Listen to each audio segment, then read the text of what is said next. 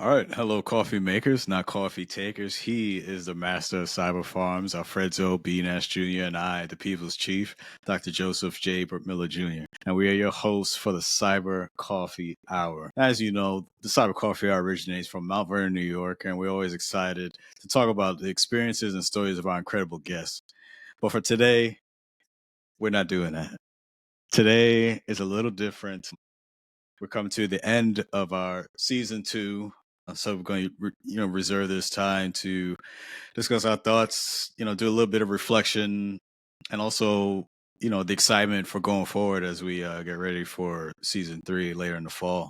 So Alfredo, man, wow, season 2 done, wrapped in the books. On the What are your tape, on the thoughts? vinyl. Man, so it's humbling. I'll just say that first. We have arrived. We are podcast creators. Full speed into the summertime. I kind of realized how daunting it was to keep up with, podcasting, talking to other shows, networking, going to conferences. So very humbling. The industry's kind of welcomed us, but now it's kind of time to get to the gym. I guess I got to get conditioned for it. I ran myself thin in season 2. There's a lot of highlights. There was a lot of networking, a lot of social hours, some more coffee hour too. But doing that and actually going to conferences and keeping up with work was very exhausting. I have to admit this time around for season 2.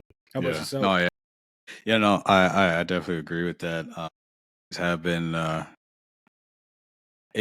for me, definitely with season 2. I say for one, it's a blessing that we were able to continue on from the momentum that we had from season 1. I just pure excitement, just working with a lot of great talent from our guests. Just learning, just being able to partake in their stories, listening to what they were willing to share with us. I thought that was really great. And when we started this, I was wondering if anyone would even sit down and speak with us. Kind of got over that. I mean, I pretty much got over those kind of jitters from when we got towards the end of season 1. But no, man, it's definitely been, I'd say, a great journey. It's definitely been, of course, balancing work and all the craziness that's been going on. But just trying to manage that and kind of juggle those things. I'd say for one, I'm definitely proud of the work we've done amidst, in the midst of all that. It's something that started from a thought, an idea, and to see it manifested, I think it's I use your word as well. It's definitely humbling because it could have easily died on the vine or not taken off at all, but no, we did it. It definitely is a lot of work. And this is not to dissuade anyone that's considering wanting to do this. If you have this passion or something and you feel like you want to do, definitely do it. But also at the same time, understand it is a lot of work. It's not, and we talked about this before, our friends. I mean, it's not that simple to just throw on the headphones and the mic and start recording. So especially if you want to be good at what you're doing, it is going to take work. And it's almost like in sports, man. Like after a game, you kind of review the tape, see what went wrong, what went right, what are things you can improve, how you get better. I don't think that's any different here. You will, you know, and we did, especially more so in season 1. After pretty much each episode, we would kind of circle back with our guests. Um, Thankfully, they was able to give us that feedback, and we were able to use that. 'Cause I think that really helped us grow. Just continue to learn, man, and also just learn from others in the industry that are doing this type of work, and see how we can continue to get better and improve. So yeah, to piggyback on that too, one thing that to go to the sports analogy is the condition to run these routes. I mean, we've talked to other shows, we've had guests, like you said, but it ultimately is like, yeah, when you get tackled or you take on like, hey, I still don't have a mic. You got to realize there's a budget, there's a culture to it that one has welcomed us. We talked about the other side of the firewall and the other cross posts that we've done, and we've also talked about how to get ready for seasons. And this season particularly, I felt the ramp up. And I do, much like you said, I do encourage anyone and everyone to do it, even if there's just the jitters, partner up with a friend like we did. Like, you got me over some of the jitters in the beginning. I didn't want my persona out there and things like that. And the same thing was, I hear on the radio now, there are other folks that want to start podcasts. They just don't know how. So the biggest thing I learned from your example and from our example in the show is just to pair up with a partner and say, look, this is how we get it done. And then don't get stuck in analysis paralysis. Remember, we had that conversation after Yeah. the season 2 onboard. We got stuck in research mode. Yeah. So a lot of times it's getting over that analysis and getting your word out, especially when you feel like there's a niche in market or a particular topic that's not getting addressed. So I'm gonna slow my thoughts down a little bit too as I go into that. But we did humbly onboard to a lot of different content and topics that we didn't see across the podcast industry. So I'm very excited about that, and I'm very excited to keep the show rolling and keep leveling up, as I like to say. Oh, and also running the gauntlet. So we did run a gauntlet with work, with different transitions in climate, political and physical, and also budgetary. You know, we're gonna talk side the desk about it when we had Clint on and Devin. But there's a back of house thing that we got to learn how to keep us going and keep us rolling. So that was very well received in season 2, for sure. So looking back at season 2, what are for you like what were some of the highlights for you or like maybe some of your favorite episodes that we did? You know, that's going to be a lot more difficult than season 1 because there's so many. I mean, so we had before AI with the predictive crime. If you remember with Oh yeah, Luigi, yeah, that was that was a yeah, big one. yeah, And then we kind of did several AI rounds. We had Olivia, we had a confidence from carryover that topic, which was yeah, great. And then we kind of did a lot of red teaming, which I like. The ethical and red team. We had Devin and Clint on. We also had several ethical hacking topics, and that's when I kind of felt the ramp up, if you will. I felt like we were ramping up to match the topics.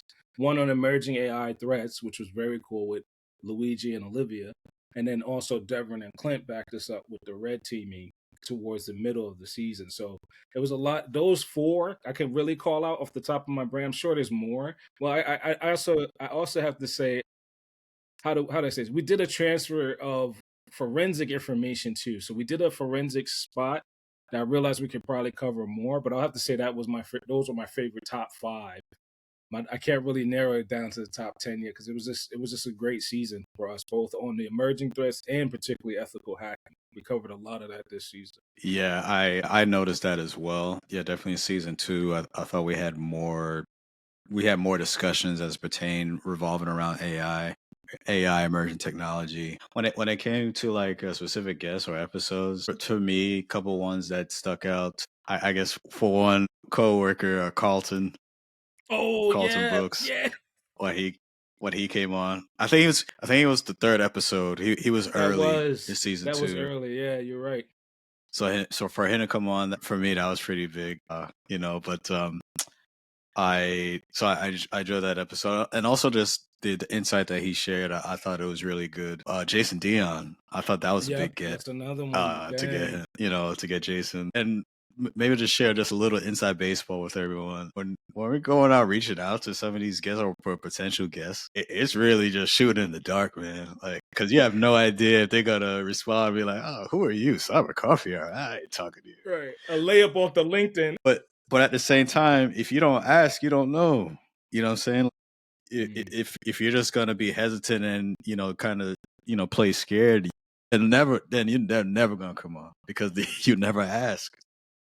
right. Yeah, so that's kind of the mentality, and maybe that's maybe some other insight we could share with potential with our guests that maybe think about doing this type of work too. Another one too, the Pocket Prep CEO. Wow. So that was early on too. I don't know why I'm blanking his name. But yeah, we had a CEO from Pocket Prep. He came through. I thought that was good. I mean, I think those were some of the big ones to me that really stuck out, and I was able to appreciate the conversations and insights from everyone. But yeah, Pocket Prep was Peter Murphy. Shout out to them Peter again. I have Murphy. to look at Yes, it. yes, Yeah, yes. Peter Murphy. Okay. Yeah, yeah, yeah. So those are the couple ones, of course, that stuck out to us, or stuck out to me, for season 2. And also the I guess the overall message I take away from that is, yeah, people are starting to recognize us as, I guess more legit, I'd say, because Yeah, so let's unpack that too because you're right. There is I don't know how to describe it. There's almost like this not imposter syndrome, but I feel like we down ourselves more because you're right. I just remember there's also Kevin Latchford. He came on. That came through the grapevine. So to speak a little bit of inside baseball, people start to recognize and say, "Hey, this should be a good guest on your show." Now, I wasn't really receiving that until I realized that the scope of going on someone else's show, like the other side of firewall, right? Shout out to them again and then them recognizing on us on our social medias, right? So past, present, future, right? In the beginning, we weren't really tracking that in season one. We weren't like, who's gonna say they want to come on and ask somebody else to reach out, right? So in the beginning, a lot of folks were kind of like through our LinkedIn. Then towards the end of season one, we had like the grapevine effect. I just call it that. I don't know what to call it in this industry yet. But the other thing I wanted to kind of look at more granularly was cross posting. I didn't know how to do that. I mean, just cough it up, right? We're still learning, right? I didn't Hmm. know that the effect of the algorithm is how many times they see us on other platforms and how many people in our network keep responding to, hey, I want to join. So that's something I Right. hope we can ramp up into because several of those guests came through folks just saying, go shout, go shout out the coffee hour, have a sit down and have a coffee with them, right? That's when we did we forgot too. We did buy me a coffee, right? We didn't have that. We didn't Yeah, have yeah, that linkage to talk about the baseball. We didn't have like the cross posting socials like we did. We onboarded it in season two. So yeah, having that yeah. That effect, was something new. Yeah, yeah, and having folks comment on the YouTube. I remember that, comment on the YouTube and say, "Hey, this is a good topic." But that was really humbling too because now we have to engage that social network, right? And all the platforms are supported in season. So I think also we turned on Blue Sky. yeah, So it was kind of like, oh wow, this is kind of working, but we're trying to drum up more of that cross posting and showing up on different platforms. So I hope we just keep dialing that in because that was a big one. So I think that's why we felt the busyness.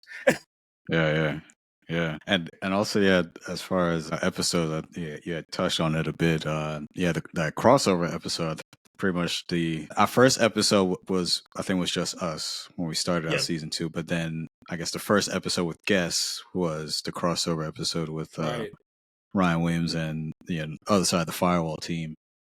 That honestly, man, that was actually really fun It was, because and I believe the time because flew by. yeah, and we had the work that went into that.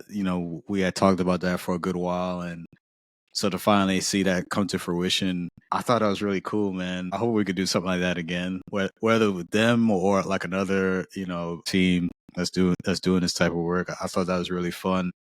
Because I like I mentioned, it's kind of like when you watch like some of those like those superhero crossover shows. Yeah, Right, it's always I always like those type of episodes because you seeing like your favorite superheroes in a different setting and all that. So it was nice to see the Cyber Coffee Hour and other side of the Fireball team kind of mash up and even Ryan he said like, oh man, I love this, man. I could kind of sit back and not have to drive. So right, so I think next time I think they'll drive and we kind of sit back right. if we do something like that again. But yeah, I thought that was really fun. I enjoyed that a lot. So maybe try to do some more of that. Explore more opportunities like that for season three. Yeah, I agree. And then so that was energizing too. So I realized like Mhm. how energizing the episode was because it kept going. It kept continuing throughout the Yeah, season. Like I went in and ran the gauntlet with them on a couple episodes up to CISSP. And it was very humbling because I never had anyone reflect on my life like that. So you're right. It was very energizing. And it's also good to see the network is mostly LinkedIn respond, right? So now mhm. that we're cross posting and trying to better that particular avenue, it would be good to see that engagement. And then, like you to your point, where are these guys going to show up next? So that's the effect I'm waiting for now. Is when we go and are fortunate to get on other guests and interview. To be honest, have people come on our show. I want that drive and engagement to say, well, where are we going to show up next? Specifically, conferences too. So I'll take the back burn. I went to 4 conferences, and I didn't even get to record. I was so busy, and it didn't dawn on me. Yeah, I know, right? It didn't dawn on me. I went to CyberLawCon during season two. I went to B sides during season two, and then I just wrapped up AWS and Reinforce. Now those were side of desks with different employers, different engagement opportunities. But it'd be nice to like actually go to the conference and record for the show with another content creator. So maybe that's something we can drum up too because I didn't think of it until like really before I left Reinforce.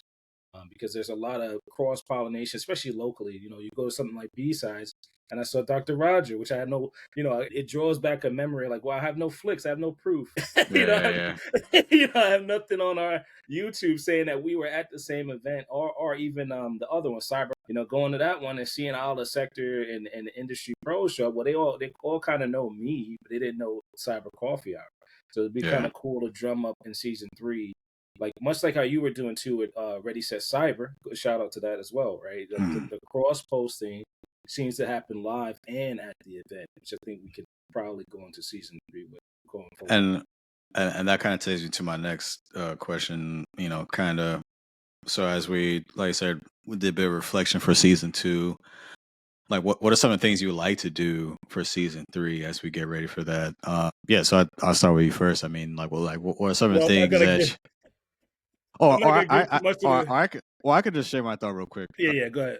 So yeah, another thing, I guess one of the things I'd probably like for us to do, or at least try to venture to, and see what that looks like, is um maybe should try. And I think we talked about this before, but I think I would like for us to actually try to do it, try to execute on this, is to do like a live, like on site recording at a local coffee shop.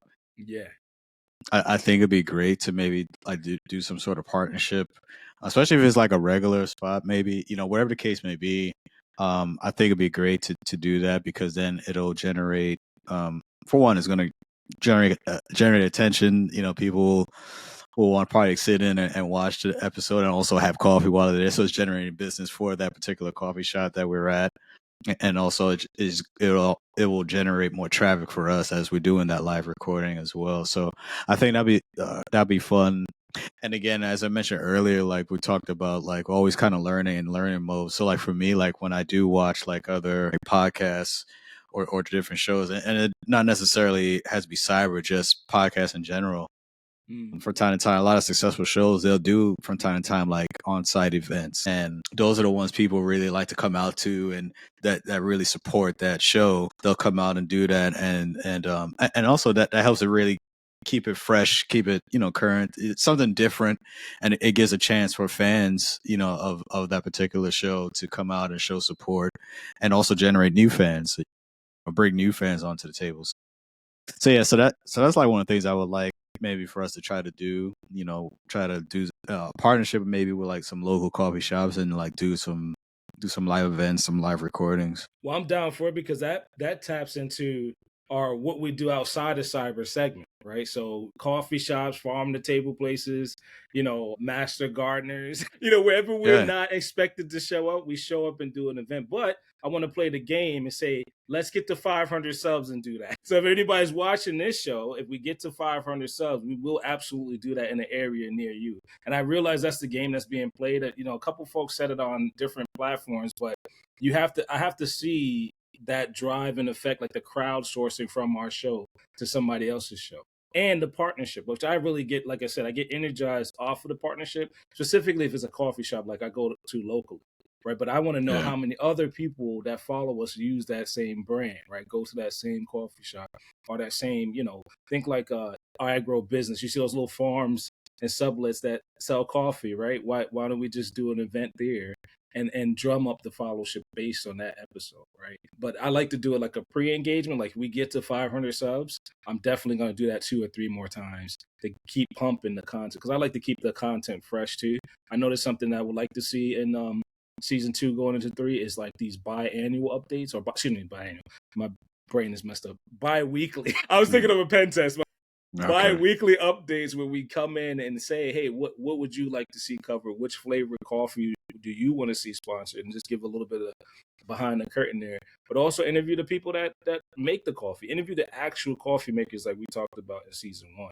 We actually want to hear, because it's a lot of driving in our brand, but also what keeps us going as cyber professionals to be really cool, especially at that particular roastery.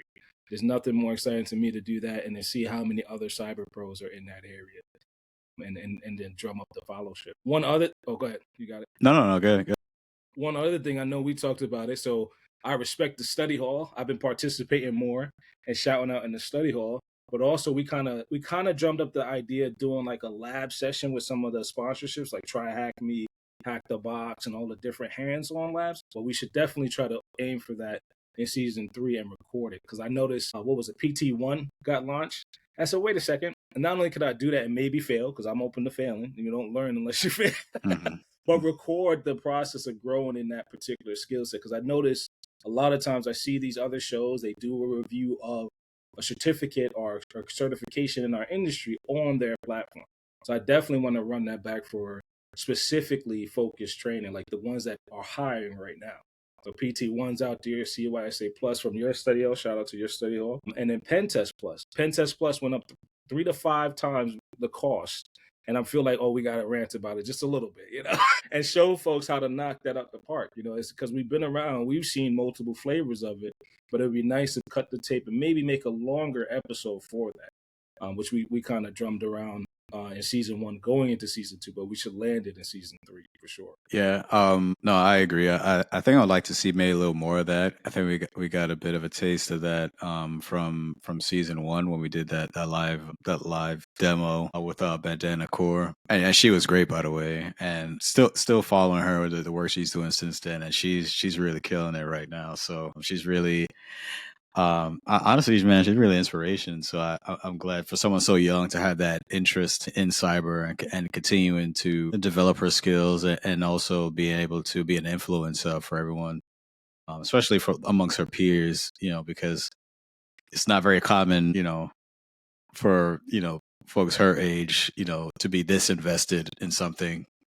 So I think it's really good and commendable, and she generally enjoys it, man. So she has definitely a love and a passion for it. So, but I referencing her because I believe she was the first one that did a live. She did a live demo for us. We had another episode, I think Martian, if you remember. Martian, yeah. He did a live demo for us as well. So I would like to do that a little more for season 3.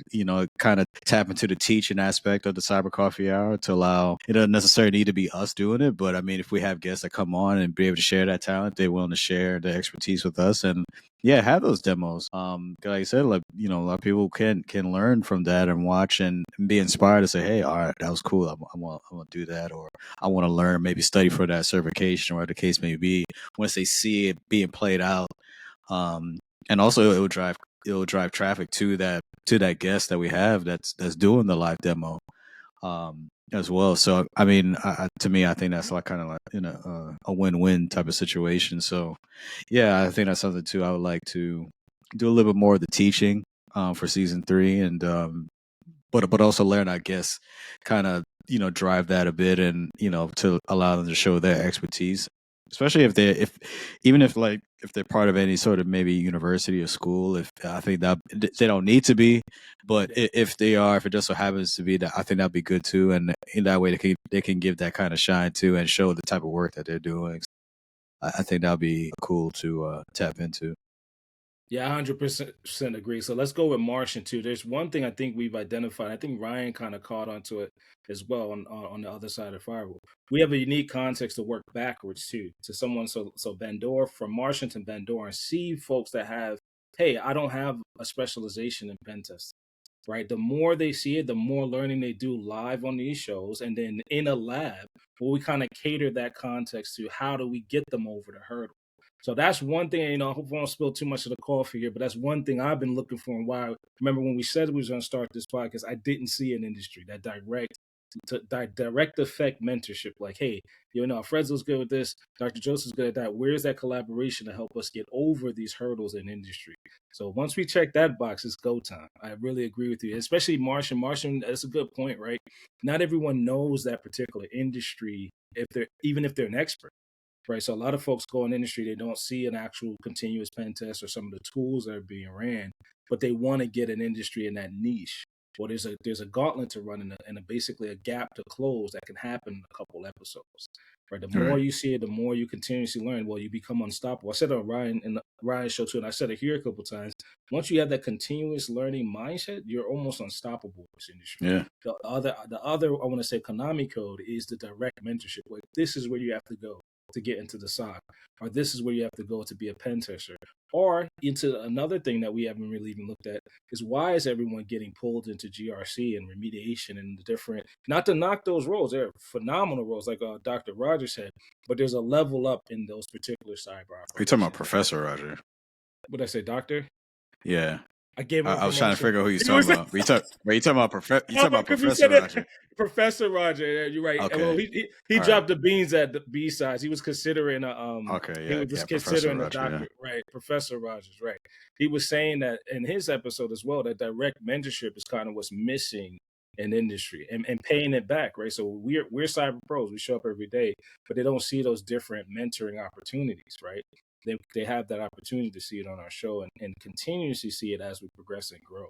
So I think that's something that, definitely I agree with you. Especially like you said, we had Martian, we had a number of other folks. We had Clint, we had ethical hacking. yeah, I yes. forgot this. So we hit that topic a number of times. Well, now it's probably time to do the lab and show you how those episodes link up. But yeah, that's definitely received for sure. I would say that was look if I'm looking back for season two. I think that was one of the themes. I'd say was mentorship. Some of the guests that we had come on and they talked about the importance of mentorship. Yeah, and I totally agree. Just even specific. I mean, I know definitely for us, but like just speaking for myself, yeah, I don't. I wouldn't be where I am without the mentors who poured, took the time and be able to share with me and teach me, allow me to fail. So I think those are that's vitally important. Yeah, so that's one thing I gather from I'd say like from my guest this season. We had a lot of discussion related to that, and I thought that was really good. Kind of, so I gave you an example. Episode 23 with Yamini, we had a great discussion with her, of course, with her journey, but then she talked about the importance of, how important mentorship is, and she even how willing she was to want to teach and help others. And as you mentioned, Clint when he came on, and and one thing I really enjoy, man, is that to me it's really a joy to to sit back and listen to these stories and how everyone got started from where they started to where they are now. Because not everyone had some crossed over from a completely different career field. Some have where it may look kind of bleak, but they stuck with it, and I kept on going. I mean, I just always amazed by that, and just hearing like the stories of perseverance, and those are the things like we love to hear, man. And also too, I'd say, so amongst all that, with the guests we had, we also had those who, I thought we had a fairly good mix of those who were experienced and also those who maybe just kind of getting started in cyber. I Yeah, I think thought it I was a thought we had decent a mix. yeah, I thought we had a good mix of that too, and that's what we talked about. When we from the onset when we started this is to give those opportunities, so not just the CEOs and CISOs, but also those who are trying to get started, get their foot in the door, and give them a voice so they can be heard and recognized. And because, like I said, everyone starts, has a beginning. Sometimes I think at times we kind of lose sight of that. As we do move up and things like that nature, but that's not the total story. That's not the full story. What about from when the beginning? And because there are still people who are, especially in this, day and age now, the job market is quite tough. So I think those stories are valid even more now than ever. To hear those type of stories, how they get started, to give that encouragement, to know, especially those out there that are thinking about cyber and they're unsure, but to hear those stories, especially those who are very successful, to hear how they got started, some of the struggles that they dealt with, and to know that, and they persevered. So it kind of gives that encouragement to know and reassurance to know that they could do it too if they stick with it. So I thought it There was it good is. that we had that. I agree. The encouragement, especially now with you said the encouragement and the determination and the resilience in the tough times. So right now is the perfect time to have that spotlight, especially for the newer cadre of folks that are coming into the industry. They might be discouraged if they don't hear folks saying this is how you got to get through the job market situation. These are the jobs you should look at. Because remind you, hey, there's still people supporting closing the cyber gap, even though there are folks getting laid off. You don't hear it as much. There's still a cyber gap. There's still and more so. There's not just the talent and bodies gap. There's a positioning like how do I get in and stay in this industry, especially now. To your point, The other thing that I like is the energy. I get very excited thinking about it because to me, I look at like it. I said this a couple times. Look at it like a video game, but I also look at it like a raid, right? Like a little RPG. How many more folks can I bring into this industry and help them hold the line? So it's always been my thing, especially when we, like you said in the beginning, we were defending research. We researched and said, "Hey, is anyone talking about the junior folks story and how difficult it is to get in this industry, and then how many CISOs have placed these individuals?" So that's something I'm looking at even in season 2, that we did a very good job of highlighting the story, to your point. But also we still have to look at how contested we are against the talent gap that's growing. It's growing. Unfortunately, it's growing. Yeah, And there's yeah. no direct like I like to say trail lead or like Sherpa into the industry. It'd be easier to know the path in and safely get in and be comfortable navigating. Because even me personally, from season 1 to I lost employment, but you would never know that if I didn't say it on this platform or if I didn't advise somebody that lost the job during that time. You always got to kind of keep moving. So it's good. It's good to see one experienced folks like me say that back, and then get the people that are newer on to say, "This is how I did it." Right? Because a lot of times that story gets lost in times like this, and it gets lost in translation. Like, do I have to take the security plus 3 times? Mhm. What happens if I fail that third time? Well, I might as well give up. No, there needs to be somebody to say, hey, stick with it, study. I hate to say this too. Sometimes there's schools that are now actually partnering with industry to say we can get a larger talent base in for free and place them, which never happened in our time. I know you know. Right. But in that time, there was no one giving out, cyber defense grants and this and that. It was kind of like, your employer did it, or you did it side of the desk, or you went to the conferences and took these particular credentials. Well, now it's all of the above. And I really Yeah. enjoyed season 2 because, to your point, we had folks say, "Oh, I want to do the pen test plus. I just didn't know where to go, or I wouldn't know if my employer would value that skill set." Well, we're here to tell you, yeah, there's 5 people that have been on our show that's pursuing that certification as we speak, and in your study hall. To your point, to big them up again, there's a bigger community of practice to go after. But I like to say the baseline search, but also advancing in industry, because everybody Right. can't specialize. Sometimes you can't specialize just in pen tests and get hired directly into that. You have to kind of work your way up that skill set. And the same goes for people coming out of industry. They might not be able to come in as a principal pen tester or cybersecurity person. You gotta navigate this industry, especially now. But I like the word encouragement. That's Yeah.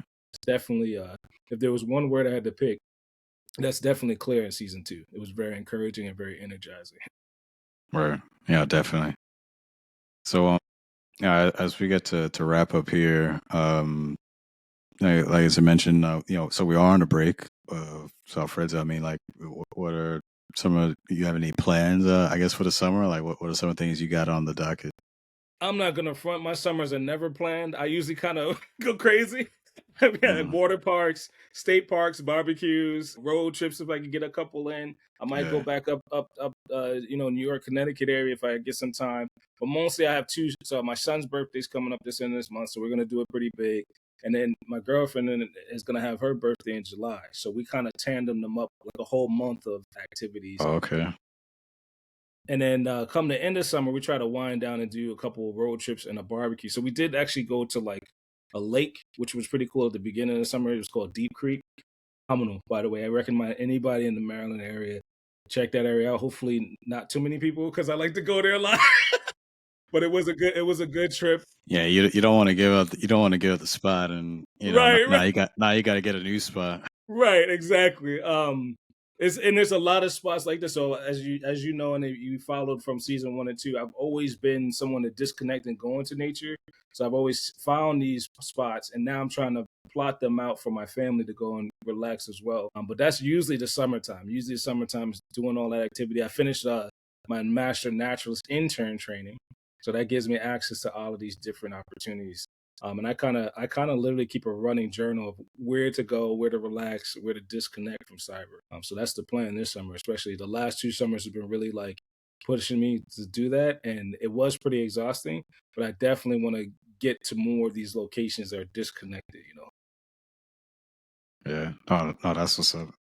Yeah, for me, yeah, do a bit of travel, try to get out, relax a bit.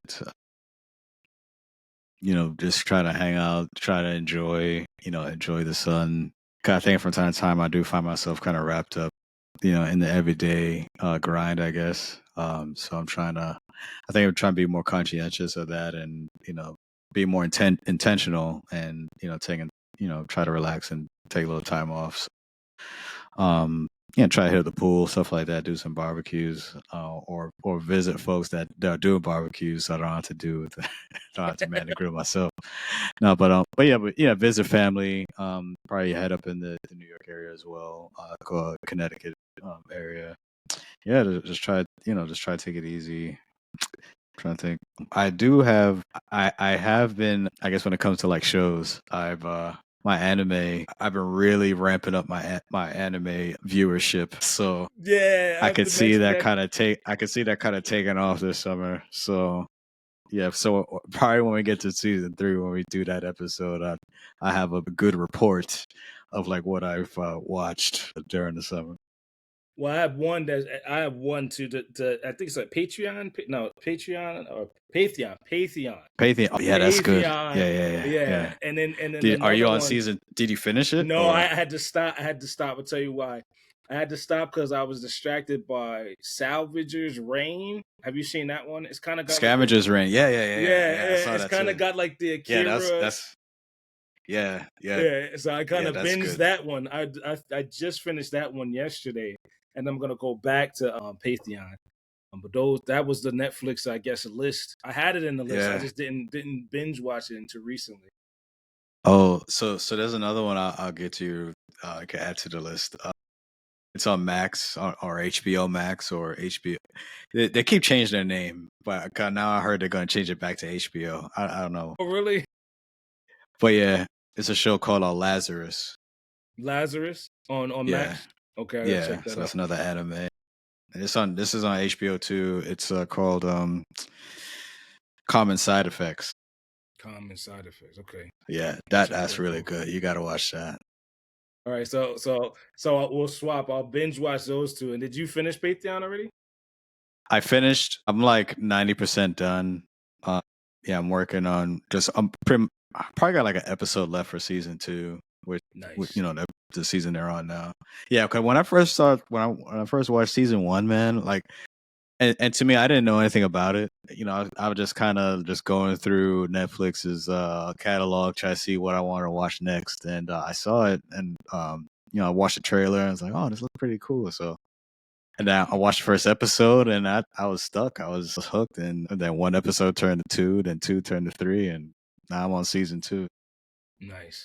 So we should definitely open up with our thoughts on those in season 3 to see Yeah, how we finish those throughout the summer or not. yeah, man, for sure, for sure. Well, that's good, man. Yeah, I'm really excited. For what we have coming up for season 3. I'm looking forward to that. I'm very proud of the work that we've done.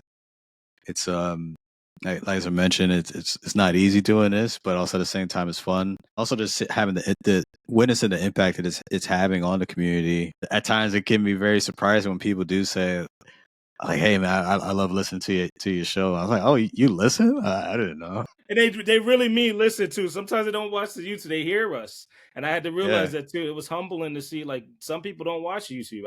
I think it was somebody gave us that feedback, Tony, in season 1. I think Some it was. folks said to get Yeah. on YouTube, and then realize that you have to do both. You have to do the audio and the visual. So Well, I mean, that makes sense because you think about it, like most folks, if they're out and about, they're not going to be holding the phone trying to watch it. They're going to right, listen as they're working out, or they're trying to catch a train, or whatever the case may be. More than likely, it's going to be easier for them to consume by listening to it. So at least they're still consuming the show, but it is important to still have those different media types. So whether we do the video, do audio, we have that available, and also the different platforms. So yeah, it's definitely still important to do that, but everyone is good as long as they're consuming it. But everyone may consume it differently. But no, I mean, I think that's cool, man.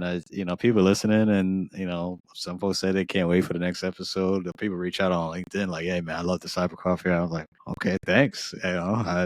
Because honestly, if I'm speaking completely honest, sometimes, man, like when we put this stuff out, I don't know if people even listening. I'm like, I don't hey, know. so that's one we could test it. I agree. I didn't think initially because it kind of like Ryan said too. We seem in a vacuum as hosts. but you never really know who's listening until they subscribe. So we've gotten a couple views, man. I mean, it's not a whole lot, and not the dollars down, but we've gotten like 10,000 views, and I know that's not the beginning of the story. It's not going to be the end, Yeah. but it definitely shows that people click and subscribe and like us. And oh, shout out to Alive. We launched a live. We forgot all about. We launched a live in season 2. Yeah. So we got So syndicated through a live in season 2. So we got to play that back too. yeah, no, that's a great point. I mean, I thought we kind of touched on it before when we started, but yeah. So that was so. Of course, Alive was the result of the work that we did in season 1, and when Angel Eva, she reached out and say, she noticed. Again, it's a testament, people paying attention. Sometimes you just don't know until they actually say something to you. Yeah, she enjoyed the content that we were doing, the work that we were doing, and the next thing you know, now we're part of the Alive Podcast Network. So yeah, definitely shout out to Alive Podcast Network for sure, and Angel, and also the developments that's been going on as of late. A lot of great work, a lot of exciting things are happening. So I'm glad that we're part of it, and you know, yeah, just looking forward to the future and how things are going to shake out. But no, yeah, again, man, yeah, it's times when you're kind of just wondering if, like I say, we do all this work, put it out, and they weren't listening. But yeah, people do listen. They may not always come up and say something, but people do pay attention. Not, evidently. So yeah, just gotta just keep putting in the work, continue to get better. Um, just continue to seek out, collaborations in different areas and see how we could really branch off and, like I said, really expand. Because yeah, people do listen. I think they appreciate how we do it. I think that's another thing too. I think a couple of guests hadn't even mentioned that, like what kind of separates us from like other, specifically cybersecurity related podcasts. Because I think one of the general consensus was like they like because it's fun, be able to talk about Yeah. cyber, but also still have fun doing it. So it's not shielding anyone out or shutting anyone out. And I think that's a job well done in that regard, because I think that was one of our goals when we started doing this, is that we want to make sure that we're inclusive, we're able to teach when it comes to this, and be able to give some insight, as you mentioned, Alfredzo, like what when it comes to I would say the game of cyber. Yeah, Sometimes that's a it's good not one. The always that game of it's not cyber. always that yeah, it's not always that fun either. So Right. but to be able to provide that insight, and not just going off our words, but some of guests when they're able to share some insights on that as well. So yeah, so we're able to cover all that, and I think to me, I think that's mission accomplished, because um, we're able to do it in a fun way, in an engaging way, to keep people's attention and have them start thinking about what they want to do for their cybersecurity career, and what that may look like. So yeah, we're very excited and proud of that. Let's keep these virtual missions going. Yes, sir. Yes, sir. Well, that's it, man. That's it. I was gonna That's a do the wrap. whole, yeah. It's over. So no, but I just want to thank everyone. Yeah, I guess to our listeners, fans. Definitely appreciate you listening. Continue to support us. Reach us on all our socials. Blue Sky. What's the cup of coffee? We got Buy we me a got coffee. buy us the You buy coffee, some coffee. Come on, hook us up. Subscribe. Hit the subscribe button. You watching right now? Come on, hit the subscribe button. and we have a Drop some link tree too. comments. You'll find our Yes. link tree on our socials too. Yeah. Reciprocate it through, and then subscribe on our YouTube, and just reach out on LinkedIn. We're there. We started there. Hit us We're up on changing. everything. All our outlets, don't discriminate. Just hit us up on everything. LinkedIn, Blue Sky, whatever, everything. And then Do every your time own anything you research. see, yeah, everything you see, Cyber Coffee Hour, go ahead and subscribe. You know what I'm saying? No, but no, generally, yeah, it's been, I think it's been a crazy journey thus far. I'm glad I'm with it, and friends, I definitely appreciate you, man, Appreciate as it we too. continue to do this. Yeah, like I said, it's a lot of hard work, but also at the same time, it's a lot of fun. I genuinely enjoy doing this. So it's been a lot of work that we've done. I think we've accomplished a lot up to this point, and I look forward to what we're gonna do, what we're gonna accomplish as we get ready for season 3. Yes, yes. All right. Well, that's it. That's a wrap. We out of here. Peace.